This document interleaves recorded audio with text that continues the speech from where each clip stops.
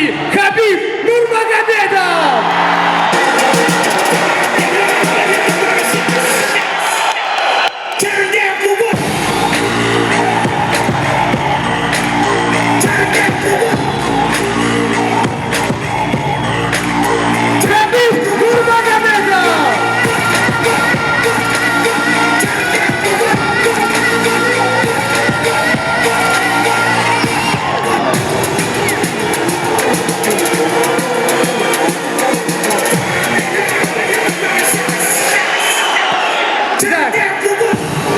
Итак, объясню, гости можете присаживаться, расскажу о регламенте, о том, как будет проходить наше мероприятие. Оно будет проходить в формате вопрос-ответ. Мы постараемся охватить также не только журналистов, но и, конечно же, те, кто пришли поддержать. Конечно, понимаем, что это будет сделать очень сложно, но мы приложим максимальные условия и усилия. Нурудин, кому мы предоставим слово в первую очередь? Хочется предоставить слово заслуженному тренеру России Абдулмамат Магомедович. Вам слово. У вас есть микрофон? Вот. Ассаламу алейкум, Киргизстан. Я надеюсь, наш приезд будет полезен и нам, и вам. Сегодня мы были в высшей школе спортивного мастерства, где 400 юных спортсменов готовят и работают на славу вашего государства и республики во всем мире. Это очень хороший стимул для страны. Я думаю, нам нужно в дружбе работать вместе с вами, будет полезно и вам, и нам. Удачи вам! Предоставляем слово бойцу UFC, человек, ради которого мы все здесь и собрались. Хабиб Нурмагомедов!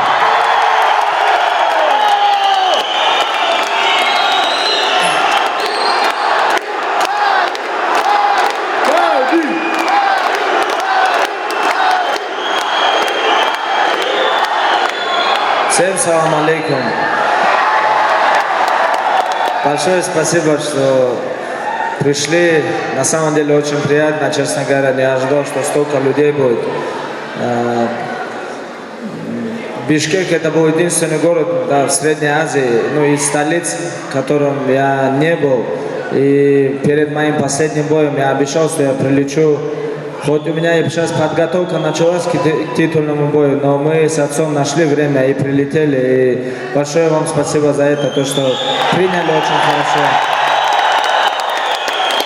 Спасибо большое Олимпийскому комитету, который организовали эту встречу нам, организовали мой приезд сюда, в Бишкек. И не буду многословен, готов к вашим вопросам и постараюсь максимально быть чистым и отвечать на все вопросы раскрыто. Спасибо большое. Мы понимаем, что у всех вопросов очень много. Нурдин будет курировать работу журналистов, а мы будем чередовать их. Я же постараюсь подойти ближе к вам, к зрителям, и по очередности давать микрофон. Нурдин. Первое слово барометр Кейджи Гулизавазов. Здравствуйте. У меня такой вопрос. У нас тоже очень любят ММА, и в основном статистика бойцов уходит на шердог. Я вот ваше мнение хотела бы узнать. Как вы считаете, насколько авторитетна или влиятельна статистика шердог вообще в мире ММА?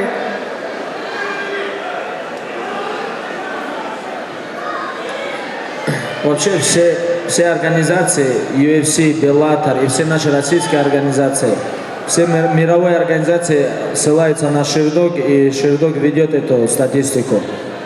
По моему мнению, очень хорошо ведет.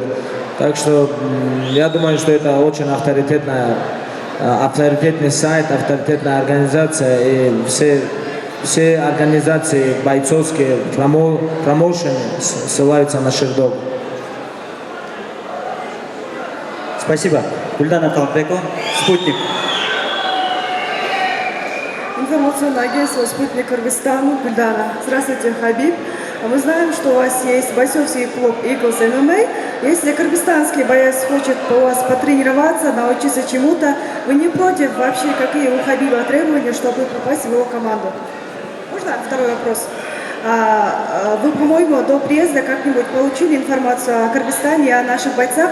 Скажите, есть ли у кыргызстанцев шанс попасть в UFC в ближайшие годы?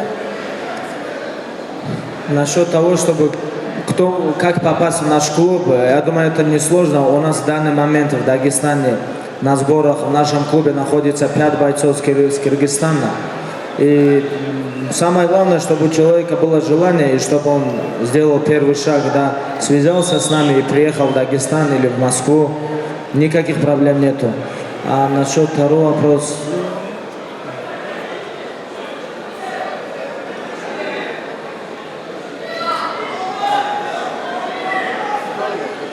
Вы, по-моему, до приезда как-нибудь получили информацию о Кыргызстане и о наших бойцах.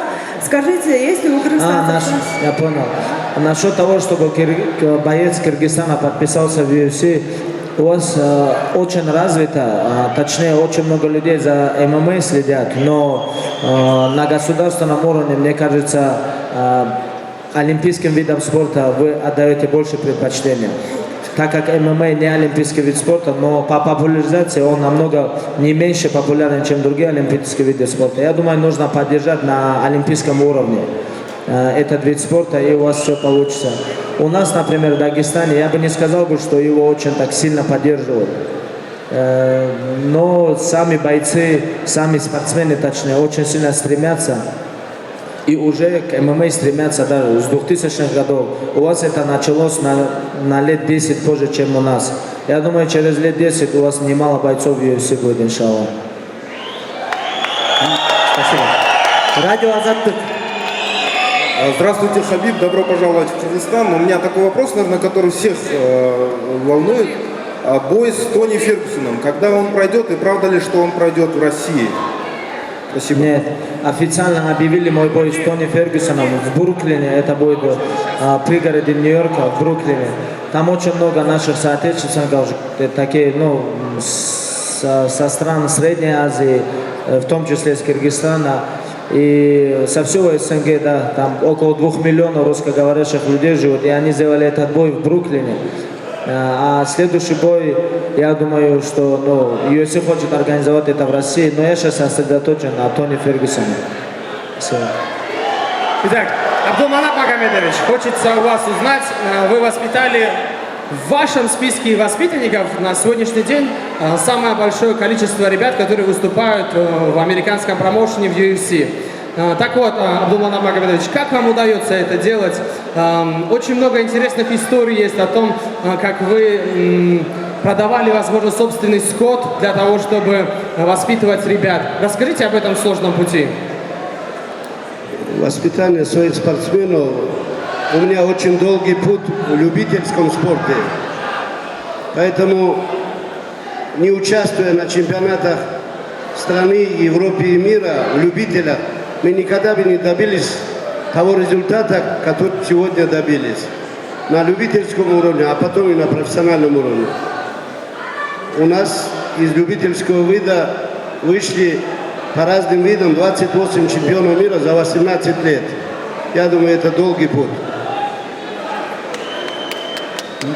Спасибо. Следующее слово, наверное, дадим журналистам СТВ телеканал. Здравствуйте, Хабиб, добро пожаловать в Кыргызстан. У меня такой вопрос. У вас, как вы видите, у нас только в Кыргызстане столько поклонников, а по всему СНГ действительно больше. И количество поклонников – это больше ответственность или больше, скажем, поддержка? Это первый вопрос. А второй, вот вы сказали то, что у нас в Кыргызстане ММА действительно хорошо развивается, да. И у нас есть хорошие бойцы, которые действительно выступают. И каких бойцов вы наших знаете? И у кого больше преимуществ или возможность попасть в UFC?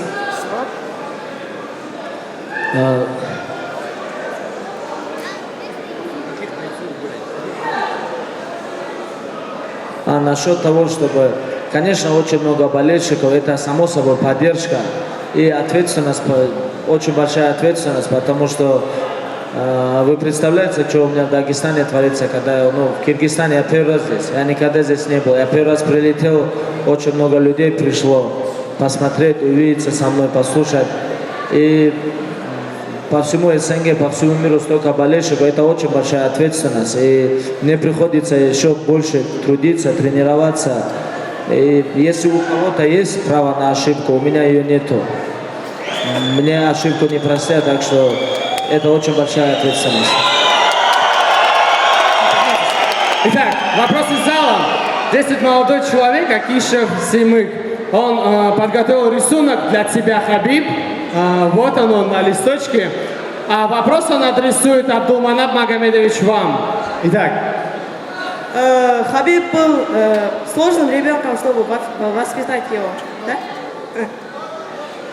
Сложным ли ребенком был Хабиб? Какие истории, возможно, из его жизни? Как вы его воспитывали? По-разному воспитывал. Тебе какая сторона интересует? Наказывал за учебу, наказывал за опоздание. Спортивный или характер? Спортивный характер был обычный мальчик в школе, средний, не выделялся ничем до 15-16 лет, а потом, видимо, понял, что на сбор его тянем, кормим, одеваем, со сборниками работает. Надо трудиться, а трудолюбие, он был, наверное, среди ведущих моих спортсменов, там десятки. И к 20 годам уже начал давать результаты внутри страны, а потом за рубежом. Спасибо. Следующее слово телеканалу «100 пудов».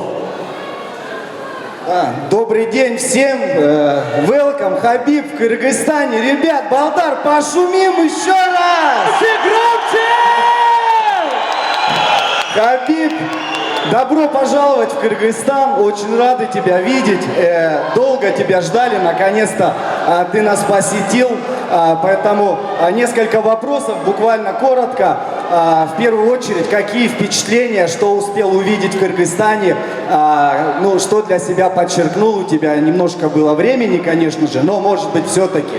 И второй вопрос, обычно в мире журналистики есть такой нестандартный немножко вопрос, когда задают известным людям, если бы ты хотел прожить вторую жизнь, то чью бы жизнь бы ты прожил? И в мире ММА очень часто говорят, я бы хотел прожить жизнь Хабиба Нурмагомедова. Но мало кто знает, с какими трудностями тебе приходится сталкиваться в достижении своей вот карьеры на самом высоком уровне. Пожалуйста, расскажи о том, об этих трудностях, что самое трудное для тебя. И второй вопрос, Абдулманап Байке, это вам поделитесь секретами, как воспитать сына вот такого вот орла, который очень популярен и мы надеемся станет скоро чемпионом UFC. Большое спасибо.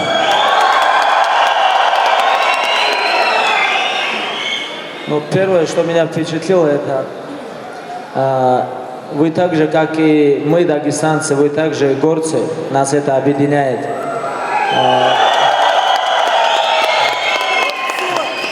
И я понял, что очень много людей меня здесь ждали, ждут. И на самом деле, я уже со вчерашнего дня без остановки фоткаюсь, засыпаю, фоткаюсь, просыпаюсь, фоткаюсь. Так что без остановки, как я сюда прилетел, только вот сейчас, да, вот эти 20 минут я не фоткался и все. Второе, насчет трудностей, я думаю, что когда со стороны смотрят там бои, подготовки, видео, всем все кажется все легко, но изнутри очень много трудностей бывает. Много травм, много... Даже если даже вернуться, да, 15 лет назад, когда я выступал по любителям, бывает там иногда где-то ты можешь травму получить, иногда где-то тебя подсудят. Много бывает испытаний, но надо просто не останавливаться, идти вперед. И даже если просто взять последние 3 года, с 2014 года, мне сделали 5 больших операций. И из них 2,5 года я не выступал. И после каждой травмы было очень тяжело возвращаться. Реабилитация, операция, долгое восстановление, потом заново возвращаться в октагон. Тогда как ты профессионал, и тебе нужно оставаться активным, это твоя психологическая составляющая. Но много таких нюансов маленьких, которые обычный зритель не видит. Но, алхамдулиллах, с помощью Всевышнего можно все преодолеть. Спасибо. Арслан, вопросы есть в зале? Да, конечно. Каково воспитать хорошего спортсмена или хорошего человека? Это, наверное, любому человеку тяжело. В моем понимании, чем больше есть у человека потенциал возможностей, тем больше к нему у меня есть требования. Потому что человек, который подтягивается 20 раз, должен стремиться на следующий день 21 раз. И таким образом он должен по 12 дисциплинам расти. Через год и через день он всегда должен иметь перед собой одну цель – расти и добиваться большего. Это в плане спортивных успехов. А в плане образования и быть полезным для общества, для людей, для фанатов, вы видите нас здесь. Считайте, вот эта поездка у нас забрала 16 часов тренировочных занятий. Но мне кажется, вот это общение с вами нам даст больше, чтобы мы старались еще лучше. Спасибо вам. Ассаламу алейкум, Абдуманап Магомедович Нурмагомедов. Ассаламу алейкум, Хабиб Нурмагомедов. Я здесь, наверное, меня не видно. Ассаламу алейкум, Кыргызстан, Бишкек! Добро пожаловать в Кыргызстан. Мы очень рады, что вы приехали к нам. У меня вопрос такой. Какая твоя мечта, Хабиб? У меня мечта поехать, например, у меня мечта поехать в Америку. Хабиб, сильно хочу увидеть Америку. Я сильно хочу, чтобы ты выиграл Тони Феррисона. Я в это верю. Хабиб, я сам профессиональный массажист. Я делаю все виды массажа. Спортивный массаж играет немаловажную роль во всех этапах тренировки и тренировочного процесса, и непосредственно перед соревнованиями. Хабиб, ты можешь меня взять с собой в Америку в качестве своего массажиста? У меня большая мечта. Хабиб, у меня большая мечта вживую увидеть этот бой, который будет проходить в Бостоне, и увидеть Америку. Ты можешь мне в этом помочь?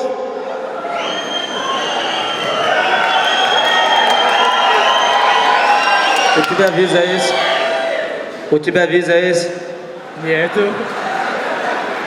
Вот у меня, Хабиб Нурмагомедов, вот у меня визы нету. Ты можешь мне в этом вот помочь?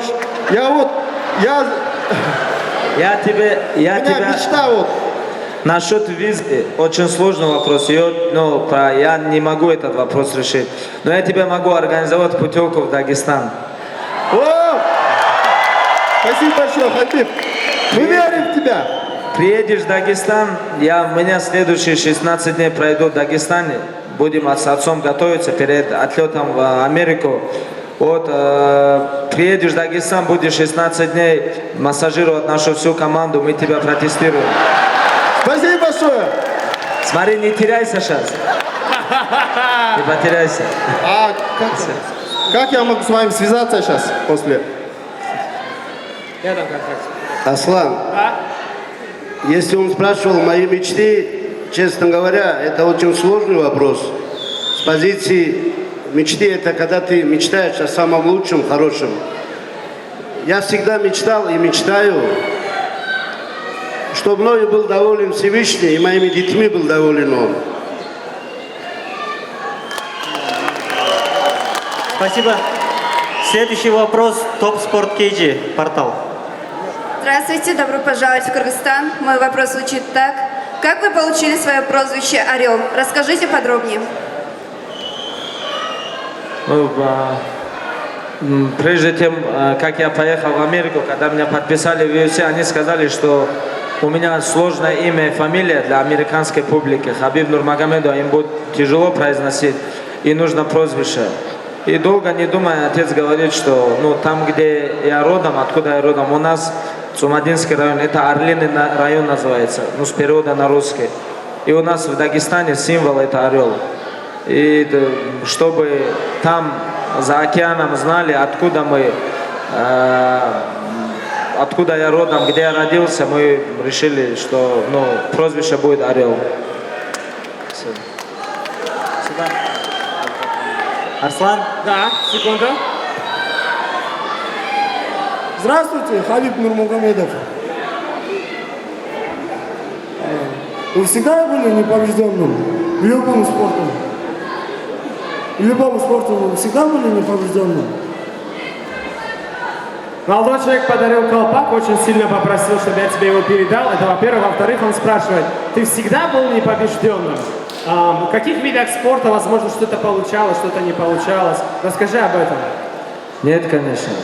Я когда с детства начинал, даже я вот пример вспомнил, когда я поборолся по юношам под дзюдо, отец меня выставил за 1 неделю на 3 соревнованиях. Это чемпионат Дагестана по юношам, потом была молодежка, потом взрослые. На всех турнирах я выиграл 2, проиграл 2. Выиграл 2, проиграл 2. И вот так за неделю я участвовал на 3 соревнованиях. Я отцу говорил, зачем ты меня выставляешь? Я и так проигрываю. Это было, когда я только начинал бороться, когда я только начинал по любителям выступать. Так что без поражения ты не можешь стать сильнее, ты не можешь стать опытнее. Если вы хотите в смешанных единоборствах выступать, да, попасть в UFC, вы должны выступать по всем единоборствам. Там, где бьют, там, где борются. И у вас будет большой опыт. Да, у меня нету поражения среди профессионалов, ну, начиная с 2008 года, как я начал выступать. Но до этого были поражения, были там, без этого вообще никак ни один спортсмен без этого не растет. Чемпионами, многие говорят, рождаются, но я считаю, что чемпионами становятся. Спасибо. Спасибо. Следующее слово информационное агентство K-News. Здравствуйте, уважаемый Хабиб, здравствуйте. Меня зовут Гулиза. Я хотела задать вам вопрос. Приметили ли вы кыргызстанского спортсмена, ну, из бойца? Может, с кем-то хотели бы сразиться в октагоне? И второй вопрос. Хотели ли бы вы проводить сборы в Кыргызстане, свои тренировки, может, приезжать? Ну, я знаю, что у вас в Иссыкуле вся сборная СССР проходили сборы, олимпийцы, да, приезжали. У вас есть, ну, на Высокогорье находится база, тренироваться, там все условия есть. Не знаю, честно сказать, в будущем почему бы и нет. Было бы очень хорошо прилететь сюда 2-3 недели, позаниматься в горах. Я думаю, можно. Первый вопрос насчет киргизских бойцов. Ну, я знаю бойцов, но они молодые. Ирлан, Айдабек, они еще молодые, но я думаю, что у них очень большое будущее. Они у нас сейчас находятся на сборах, мы вместе работаем с ними. Конечно, реальные бои мы с ними не проводим, но проводим спарринги. Нет, конечно. Зачем мне? У нас есть кого бить. Зачем со своими братьями драться? Спасибо. Спасибо. На сцене сидит также Магомед Нурмагомедов, он является директором бойцовского клуба Eagles MMA. Он очень скромный, но хотелось бы, чтобы ты немного детальнее рассказал об этом клубе. Какие спортсмены в этом клубе имеются, какие достижения за этот год, возможно, есть. Более подробно об этой бойцовской команде, об Eagles MMA.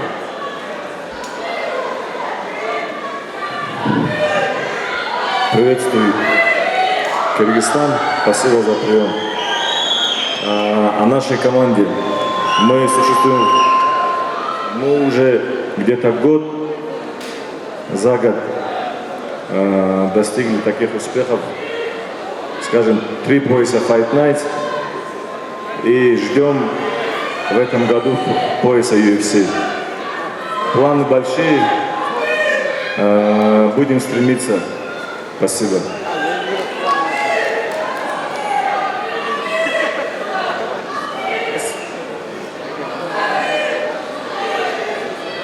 Ассаламу алейкум, Хабиб. Я бы хотел задать 2 вопроса. Хабиб, сюда.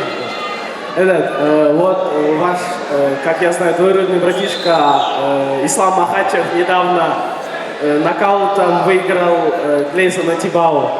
И как вы считаете то, что вот вы лучше, чем... Вы были лучше, когда дрались с Тибау, или Ислам лучше сейчас вас?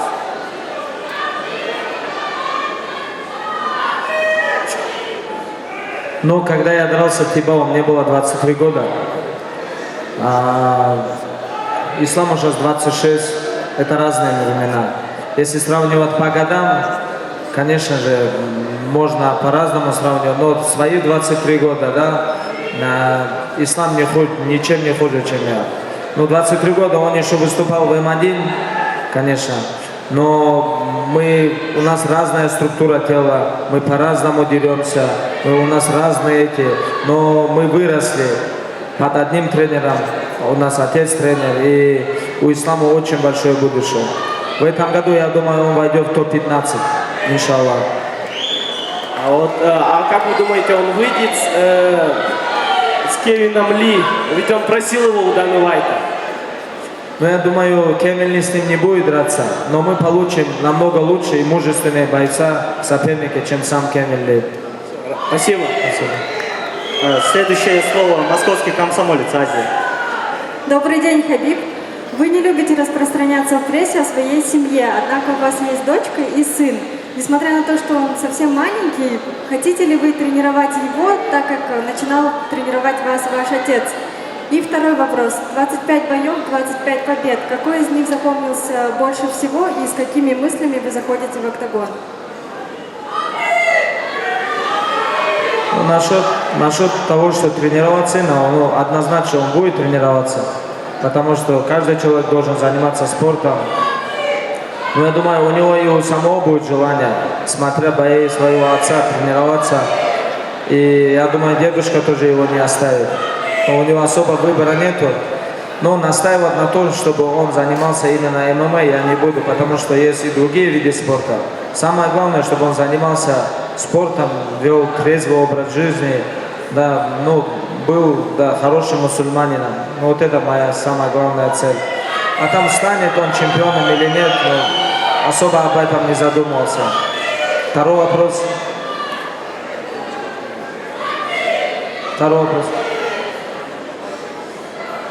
Из боев запомнился Из больше 25 боев, я думаю, запомнился эмоционально, хоть и соперник был не такой топовый, это когда я с Хорчером дрался.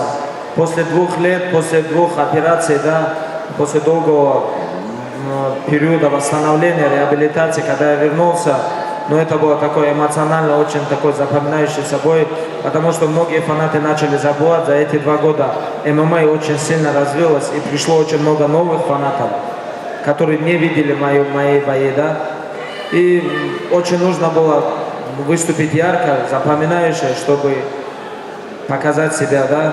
И было тяжело после таких стольких травм, операций возвращаться, но, алхамдулилля, вот этот бой был такой запоминающийся. Все. Так, Нурудин, здесь вопрос. Секунду.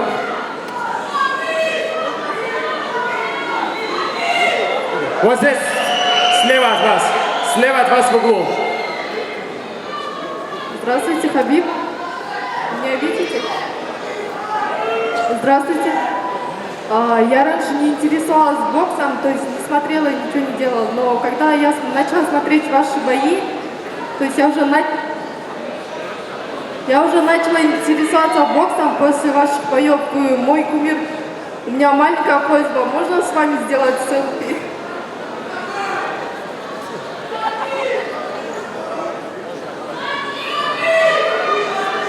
Можно с вами сделать селфи?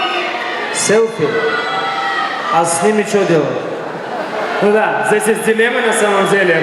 Вот, смотрите, все уважаемые гости подготовлены на 5000 автографов с Хабибом Нурмагомедовым. Я извиняюсь.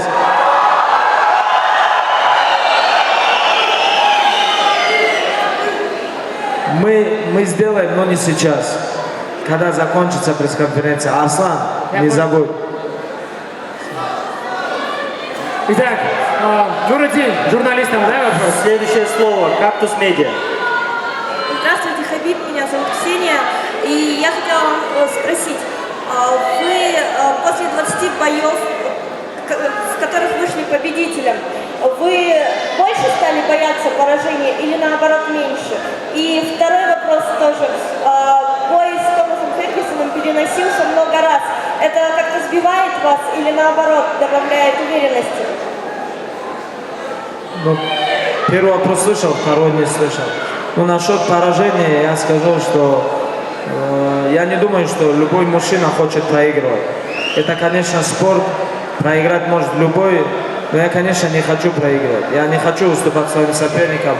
Знаете, всю жизнь тренируюсь, утром, вечером, да, где бы ни был, продолжаю тренироваться не для того, чтобы кому-то уступить. Это одно, но когда я захожу в клетку, я не думаю об этом, то, что у меня там 25-0 и мне нельзя проигрывать. Я туда захожу, что мой соперник, зная, что мой соперник заходит туда для чего, чтобы меня ломать, душить, бросать, ну, в общем, выиграть меня, да. И у меня такие мысли бывают, что, ну, то же самое я с ним сделаю. Пока он со мной это не сделал, мне нужно опередить его. Ну, примерно вот так я отношусь к поражению. Я не хочу проигрывать, это точно, и любой мужчина не хочет. А про Томаса Фергюсона я хотела спросить.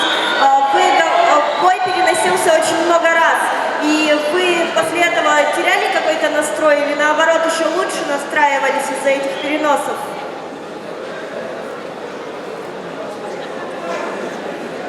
Да, конечно, особенно когда из-за тебя переносят бой. Бывает очень много слухов, разговоров, да. Я туда лечу, готовлюсь, там, получил травму, не подрался, летишь обратно с такой, с большой огорченностью, да, так скажем. Это очень тяжело переносить, очень тяжело. Я думаю, что, ну, я просто могу сказать, что мне тяжело, и вы подумаете, что вы можете на себе это сравнить. Но я думаю, что вы это не поймете. Но для меня, для лично, это очень тяжело было переносить, и ну, другим таких чувств я не желаю. Спасибо. Итак, одну секунду, отсюда вопрос номер 9. Итак, смотрите, уважаемые гости, уважаемые друзья, мы в Кыргызстане, давайте проявим уважение. Если вы будете толпиться, мы предоставим слово только журналистам и уйдем. Хотя бы охватить максимум зрителей. Но для этого вы не должны толпиться. Не создавайте дискомфорт. Секунду, вопрос. Здравствуйте, Хабиб Нурмагомедов. Меня зовут Архан, и я ваш очень большой поклонник, и всегда смотрю ваши бои. Получается, когда вы дрались с Барбозой, это было 31 декабря, я очень, когда вы выиграли, я очень обрадовался. И я хочу вам задать один вопрос. Можно задать вам вопрос? С Конором Макгрегором. И боитесь ли вы его? И, пожалуйста, пропиарьте меня в Инстаграме. Ну, насчет спасибо, то, что переживал, смотрел. Большое спасибо. Я помню, я когда был в твоих годах, я то же самое утром просыпался, смотрел Тайсона бои, а потом через 15 лет оказался в клетке, сам дрался на турнире, где он сидел в первом ряду и смотрел мой бой. Так что, может быть, в один день, да, через лет 15, ты окажешься в Вегасе, будешь драться, а я буду там на первом ряду сидеть. Так что, все может быть. Спасибо. Насчет того, чтобы бояться, да, но я думаю, что любой боец, который дерется в UFC, да, который прошел такой большой отбор и его подписали в UFC, я не думаю, что он боится с кем-то драться. Но бывает опасения там, кто-то не хочет проиграть, избегает какого-то соперника, ему предлагают бой, он не принимает. Это не потому, что он боится, да, просто его команда решила, что лучше не проигрывать. Такие моменты бывают. И с моей стороны такого не было, а со стороны Конора, когда ему предлагали бои, он много раз отказывался, и сейчас его лишили титула. У него было 2 титула, оба пояса его лишили, потому что он не принял бой. Я думаю, что этот вопрос больше к нему подходит, боится он или нет. Спасибо. Телеканал ЛТР. Здравствуйте, уважаемые гости, здравствуйте, Хабиб. Меня только что вы ответили на мой вопрос, но все-таки хочется знать, вы планируете Конором драться, сразиться? Потому что он несколько раз отклонил ваше предложение, когда он стал чемпионом, а сейчас его лишил чемпионского титула. И у меня еще один вопрос. У нас многие бойцы после завершения карьеры потеряются. Вы что им предлагаете и ну, не убегаем вперед, но все-таки после завершения карьеры, чем вы занимаетесь? Ну, во-первых, давайте начнем с того, что у меня запланирован бой 7 апреля с Тони Фергюсоном за настоящий титул.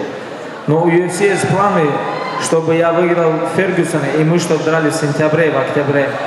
Ну, UFC это планирует. Но у меня лично цель выиграть пояс, а не выиграть Макгрегора. Мне без разницы, будет он драться, не будет. У меня есть соперник, у меня есть бой за пояс. Так что я собираюсь выиграть пояс. У меня нету такой цели драться с Макгрегором. После 7 апреля, чтобы быть лучшим, ему придется искать бой со мной. Потому что, иншаллах, я собираюсь забрать пояс и стать чемпионом.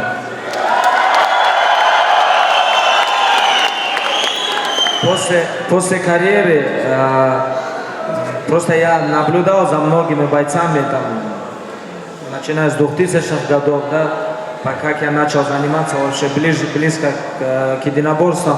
Многие бойцы, выступая, там, зарабатывали деньги, неправильно их тратили, а после того, как их карьера заканчивалась, они оставались без денег. Я считаю, что нужно делать грамотное вложение, нужно вкладываться в что-то, да. Не все могут там стать чемпионами и выдающимися спортсменами, но чтобы ты после карьеры не потерялся, во время твоего пика ты должен думать об этом. Как говорится, готовиться на зиму. Как наши предки готовились, запасались дровами там и так далее. Как они жили в горах. Они летом готовились к зиме. То же самое. Я считаю, что нужно думать о том, что рано или поздно тебе придется закончить, потому что точно так же, как ты пришел и сместил многих бойцов, точно так же молодые придут и тебя уберут. Так что нужно к этому готовиться. Хабиб, скажи, пожалуйста, слова своим болельщикам.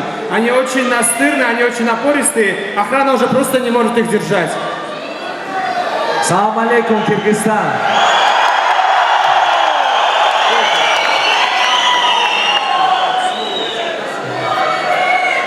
Вот здесь наши братья тоже все киргизы. Они устали от вас, чуть-чуть дайте им отдохнуть. Особо не напрягайте. Спасибо. Да, пожалуйста, проявите уважение к спортсмену. Не давите, не идите вперед. Подождите, пожалуйста, вы пришли. Практически каждому из нас будет раздадан флаер с автографом Хабиба. Итак, здесь есть человек, с кем ты вчера, Хабиб, делал face-to-face. Вот, кого ты очень-очень запомнил. Наверное, Марат, мы тебе предоставим слово. Человек, который на виду у всех, пользуется большим уважением. Марат. Ассаламу алейкум, Хабиб. Ассаламу алейкум, Кыргызстан. Мы очень рады тебя встретить, брат. Дай Аллах тебе побед, здоровья, чтобы у тебя все получалось в жизни, да, иншаллах. Чтобы родные и близкие всегда сопутствовали тебе. И чтобы в жизни у тебя было все хорошо. Мы предоставили от компании SSD небольшие подарки. Мы хотели бы предоставить тебе, брат, в качестве уважения наш национальный бренд мусульманский. И, брат, мы всей командой, всем Кыргызстаном болеем за тебя. Спасибо большое. Спасибо. Спасибо. Наверное, следующее слово уже предоставим. Можно мы пройдем, да? Пусть пройдут. Они сделали именные подарки, Хабиб, для себя. Вот 3 представителя фирмы Саджда.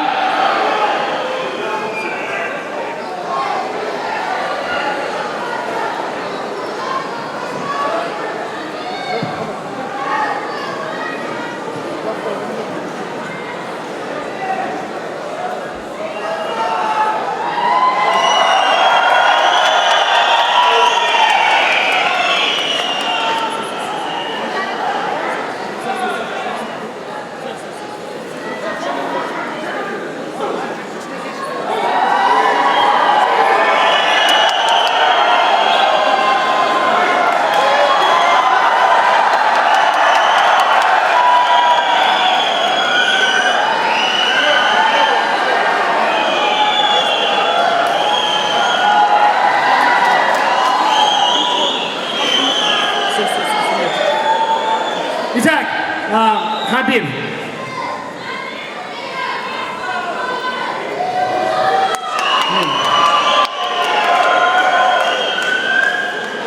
Смотрим. Смотрим. Смотрим.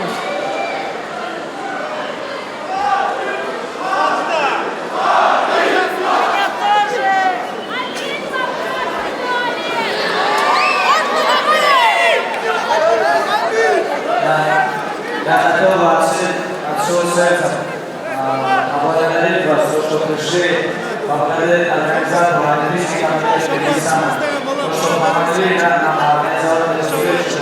Большое спасибо. Я сейчас хочу видео, потому что это видео увидят по всему миру. И я хочу сказать,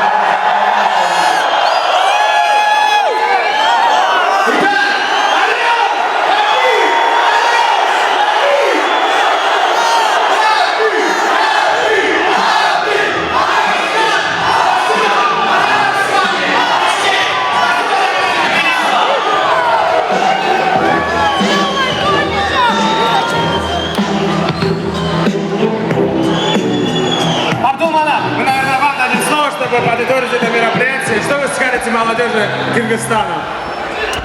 Я благодарен и признателен вам. Огромное спасибо. До новых встреч с поясом, иншаллах.